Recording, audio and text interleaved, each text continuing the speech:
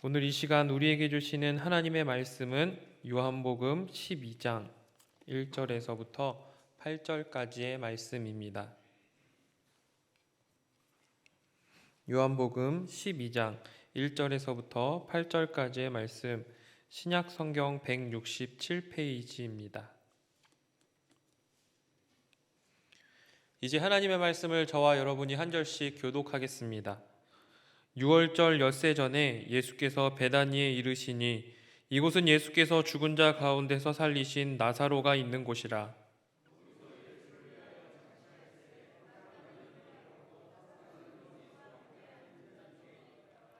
마리아는 지극히 비싼 향유 곧 순전한 나드 한 근을 가져다가 예수의 발에 붓고 자기 머리털로 그의 발을 닦으니 향유 냄새가 집에 가득하더라.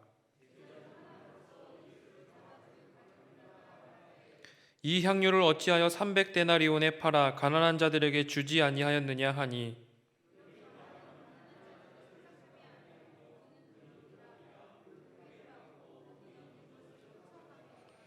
예수께서 이르시되 그를 가만두어 나의 장례할 날을 위하여 그것을 간직하게 하라. 나는 항상 잊지 아니하리라 하시니라. 아멘. 말씀을 가지고 세상으로 나아갔다가 다시 복음의 자리, 기도의 자리로 나오신 우리 염산교회 성도님들 모두를 환영하고 축복합니다.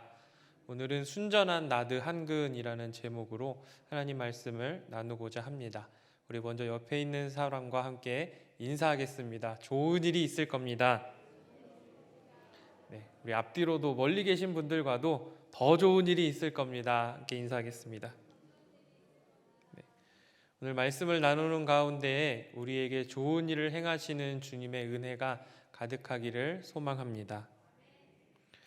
작년 늦여름 어느 날 신방을 하던 중에 아내에게서 카톡이 왔습니다.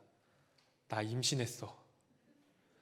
그 문자를 본 순간 처음에는 놀랐고 그리고 얼마 지나지 않아서 겁이 덜컥 났습니다. 결혼 7년 동안 2번의 유산을 경험을 했고 전혀 예상하지 못했던 타이밍에 그리고 전혀 준비하지 못했던 때에 임신이 되었다는 이야기를 듣고 덜컥 겁부터 났습니다. 그때의 솔직한 제 심정은 또 유산하면 어떡하지? 라는 그런 감격과 기쁜 마음보다 두려움과 걱정이 앞섰던 것 같습니다. 그렇게 며칠을 걱정과 두려움에 사로잡혀서 잠자리에 누워도 잠이 오질 않고 일어서면 그 생각이 나고 그렇게 뒤척이던 어느 날 잠들기 전에도 누워서 기도를 하면서 잠이 들었는데요. 꿈에 이 롯데타워처럼 이렇게 커다란 빌딩 꼭대기에 위태롭게 지어진 초가집 하나가 있었습니다.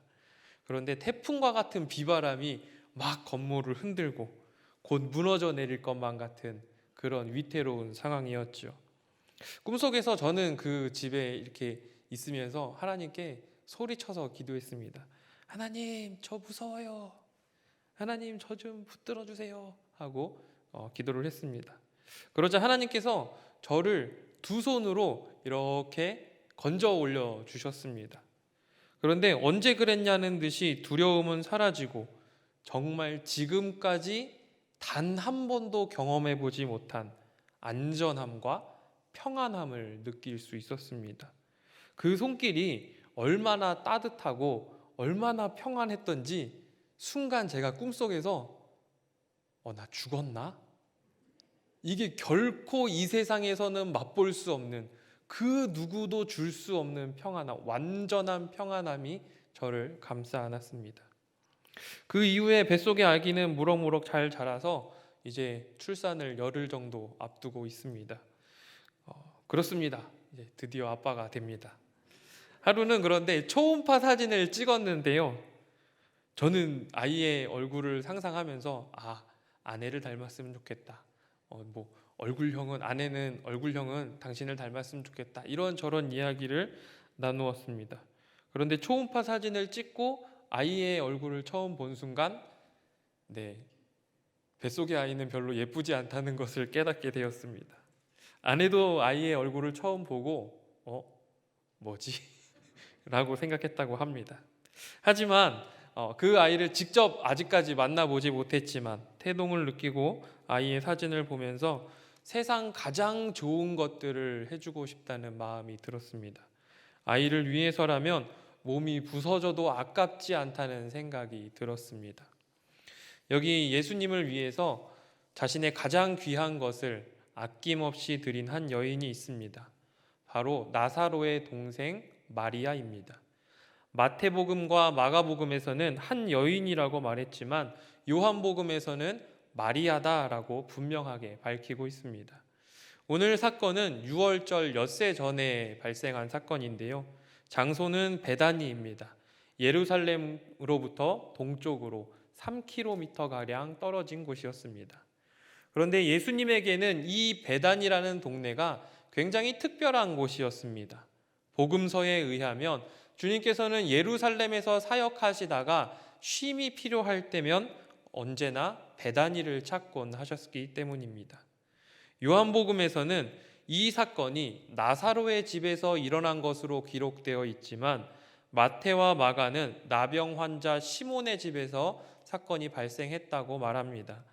그래서 학자들은 나사로와 나병 환자 시몬이 친인척 관계이거나 혹은 부자 관계일 수 있다라고 이야기합니다.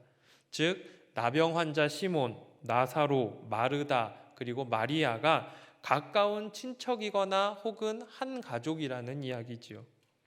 어쨌든 본문은 예수께서 나사로의 집에서 잔치를 하고 계실 때 벌어진 일입니다. 본문 2절을 보면요, 예수와 함께 앉은 자 중에 있더라라는 표현이 있는데요, 이것은 그들이 잔치하면서 식사 중이었다는 것을 의미합니다.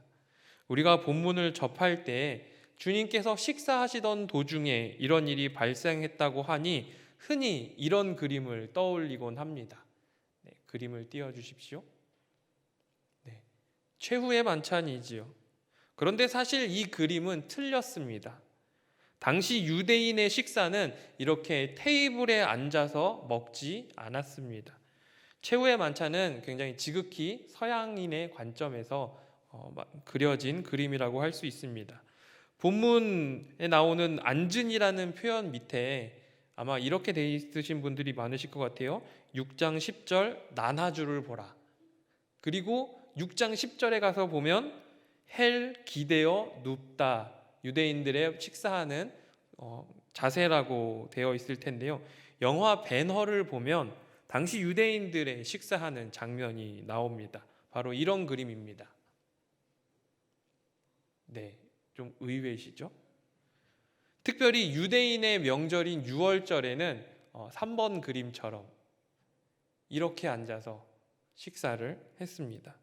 그 이유는 유대인들이 애굽에서는 종들처럼 먹었지만 이제는 자유인이 되어서 자유인처럼 편안하게 누워서 식사를 먹었다고 합니다. 네, 됐습니다. 그림은. 네.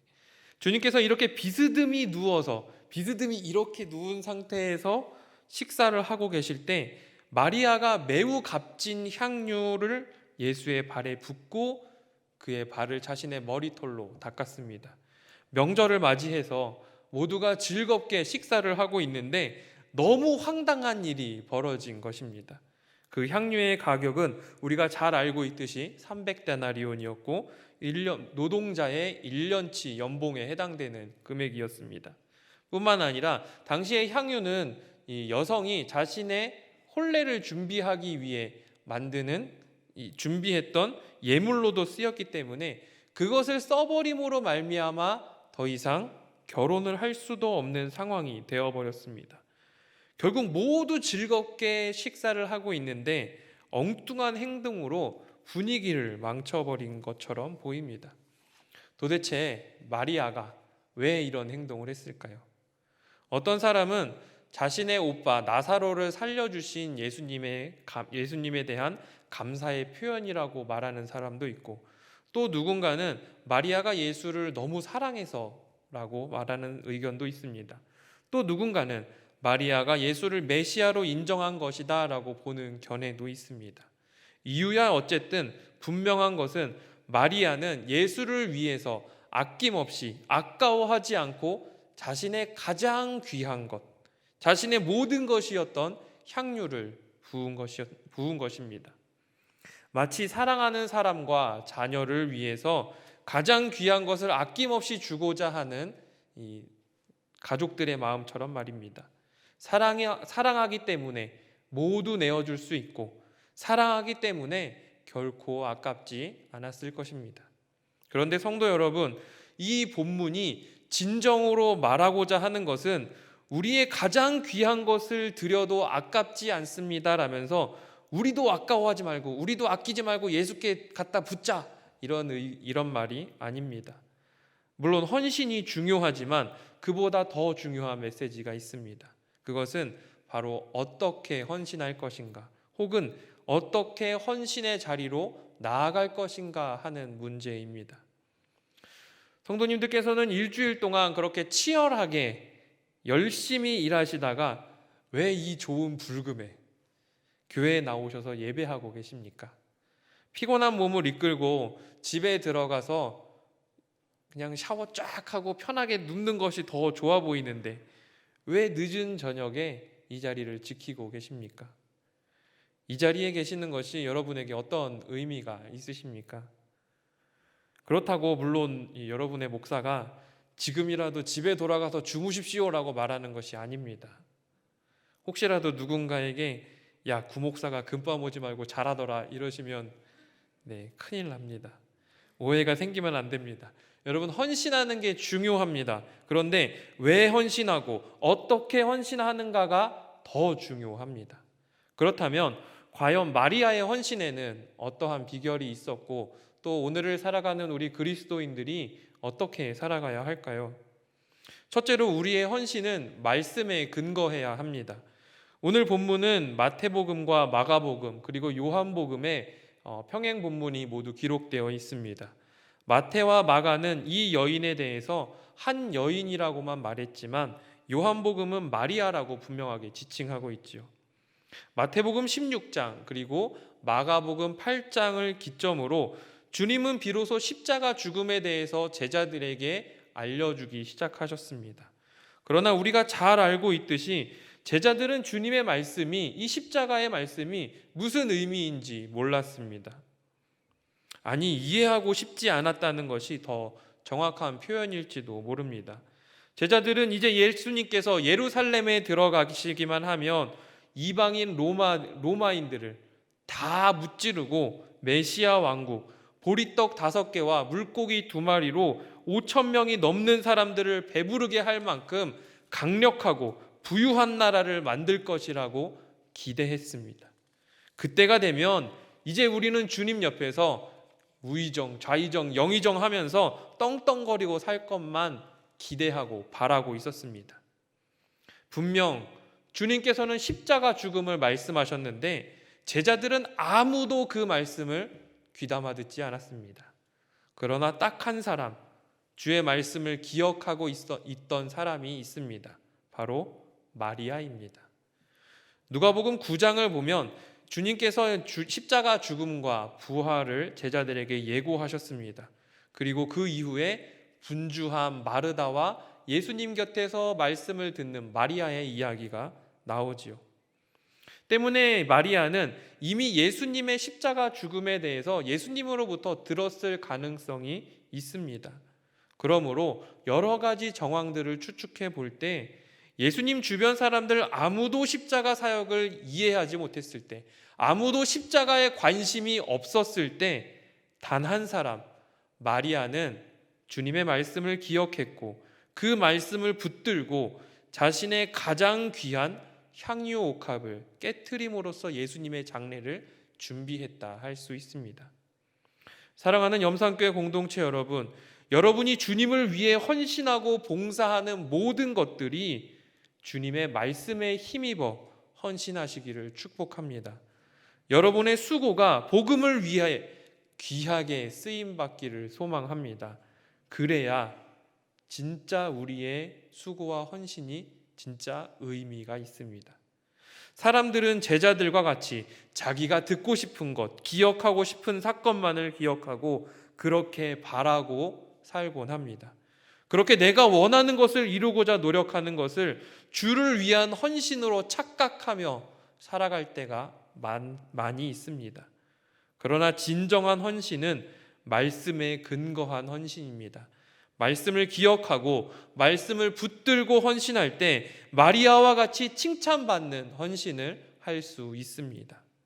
사순절을 보내면서 또한 우리의 일상 가운데에 우리의 가슴을 울리는 말씀이 있다면, 혹은 말씀을 묵상하는 가운데 나에게 깨닫게 하시고 알게 하신 은혜가 있다면 여러분 그 말씀을 붙들고 헌신하십시오. 그 말씀에 힘입어 오늘도 우리에게 주시는 그 귀한 사명들을 이루는 저와 여러분들이 되시기를 축복합니다. 두 번째로, 우리의 헌신을 통해 예수 그리스도가 드러나야 합니다. 주님께서 걸으실 그 십자가의 길을 준비하시면서 마리아가 예수께 향유를 붓자 가롯 유다를 비롯한 많은 사람들이 화를 내며 말합니다.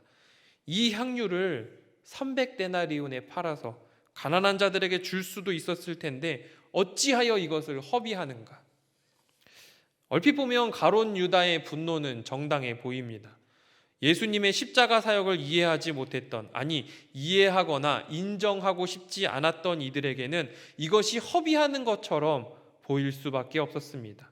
왜냐하면 유월절에는, 이 유대인의 풍습의 유월절 같은 명절에 가난한 사람을 구제하는 그런 풍습이 있었기 때문이지요. 그래서 그것을 팔아서 차라리 우리 주변에 있는 가난한 사람들을 도우면 더 효율적이었겠다라는 말이 굉장히 달콤하게 느껴집니다. 하지만 가롯 유다가 이렇게 말했던 것은 가난한 사람들을 생각했던 것이 아니라 돈꾀를 맞고 그리고 거기에 넣은 것을 훔쳐가려는 의도가 있었다는 것을 성경은 기록하고 있습니다. 많은 사람들이 수고하고 헌신한다고 주를 위해 하는 일이라고 하면서도 결국은 자기가 인정받지 못하고 자기가 드러나지 못하면 화를 내는 것을 많이 보게 됩니다. 말과 행동은 하나님을 위해 하는 것처럼 보이지만 그 본심은 스스로 높아지고자 하는 욕심이 그 중심에 자리 잡고 있더라는 것이지요. 이제 우리도 우리의 수고와 헌신을 되돌아보아야 합니다. 여러분이 그렇게 열심을 내어서 시간을 내어서 헌신하는 것, 누구를 위함입니까? 겉으로는 주님을 위하는 것처럼, 가난한 사람들을 위하는 것처럼 보이지만 혹시 그 속에 사람들로부터 인정받고자 하는 그 숨어있는 욕심은 없으십니까? 이렇게 설교하는 여러분의 목사도 말씀을 준비하면서 저의 사역을 돌아보았습니다. 이 설교를 통해 하나님 말씀을 전달한다고 하면서도 누군가가 목사님 오늘 설교 좋았어요, 은혜 받았어요 하면 마음 한구석에는 그래, 오늘도 홈런 쳤구만, 이렇게 생각했던 때가 있었습니다. 사람들의 반응에 일희일비할 때가 있었습니다. 솔직히 성도들에게 설교 잘하는 목사, 교구 잘 돌보는 목사, 일 잘하는 목사로 인정받고 싶은 마음이 있었습니다. 그런데 말씀을 묵상하다 보니까 다른 데서 찾을 게 아니라 내가 가롯 유다였구나라는 생각이 들었습니다. 가난한 사람들을 돕는다는 허울 좋은 핑계로 스스로의 욕심을 채우려고 했던 것처럼 주의 일을 한다고 말하면서도, 주님을 위해 일한다고 하면서도 정작 그 영광은 내가 다 가로채고 싶어 했던 내가 도둑이구나라는 것을 깨닫게 되었습니다. 사랑하는 염산교회 공동체 여러분, 말씀에 힘입어 말씀을 붙들고 말씀에 근거한 여러분의 헌신을 통해서 우리가 아니라, 내가 아니라 예수 그리스도가 드러나야 합니다. 사람들이 몰라줘도, 아무도 관심 갖지 않아도 주님이 알고 계시고 우리의 헌신을 통해 주님이 드러나고 예수 그리스도가 높아지면 결코 우리의 헌신은 아깝지 않습니다. 마리아가 향유를 부었을 때 그의 헌신이 예수의 향기가 되었습니다. 특별히 오늘 본문 말씀 3절을 보면 마리아가 예수께 향유를 붓고 자기 머리털로 그의 발을 닦으니 향유 냄새가 집에 가득했다라고 기록하고 있습니다. 20년 전 일인데요.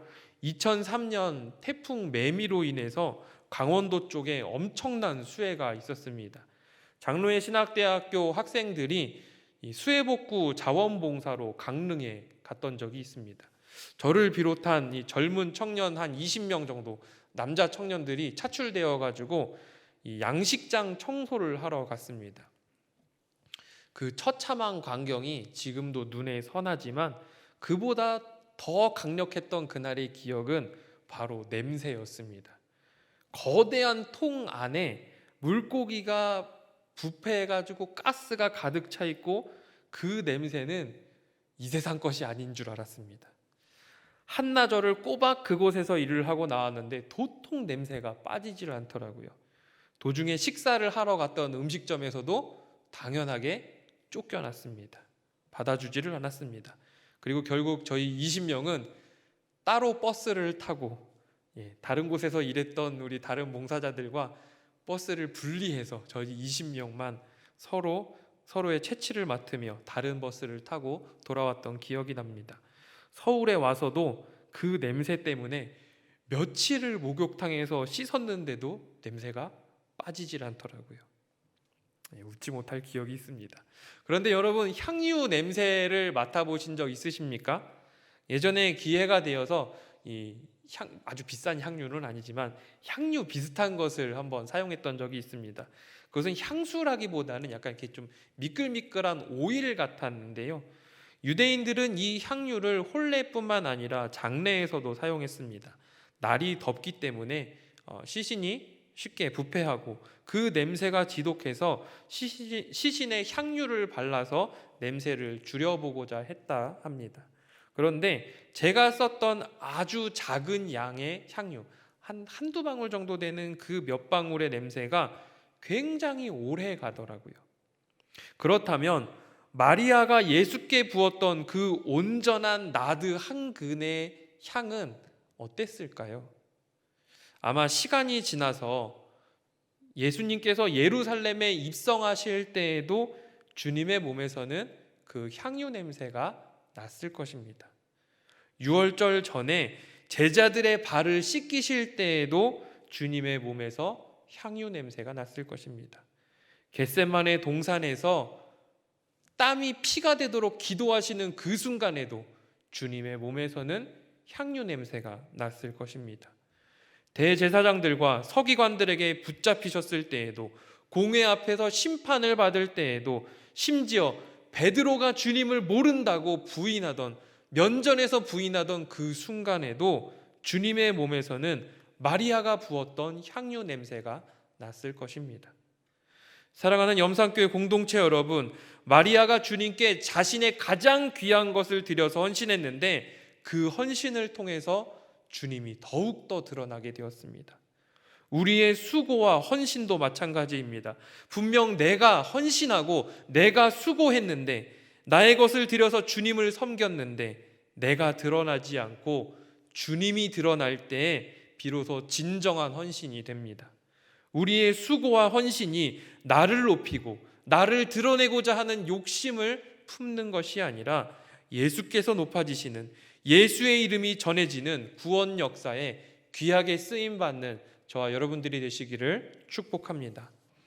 세 번째로 짧은 결론을 내리자면, 우리의 진정한 헌신으로 예수께서 드러나게 되실 때에 주님이 우리를 높이신다는 것입니다. 요한복음에는 기록되어 있지 않지만 마태복음과 마가복음에는 마리아의 행동에 대해서 예수님께서 이렇게 말씀하십니다. 내가 진실로 너희에게 이르노니 온 천하에 어디서든지 복음이 전파되는 곳에서는 이 여자가 행한 일도 말하여 그를 기억하리라 하시니라. 말씀을 붙들고 자신의 가장 귀한 것을 주님께 드려서 주님 앞에 헌신했더니, 주님을 높여드렸더니 주님이 그를 높여주셨습니다. 그리고 이 사건이 성경에 기록되어서 오늘날 우리에게까지도 전해지고 있습니다. 사랑하는 성도 여러분, 나는 낮아지고 주님이 높아지면 나의 헌신을 통해서 예수께서 드러나시면, 예수가 높아지면 주님이 우리를 높여주십니다.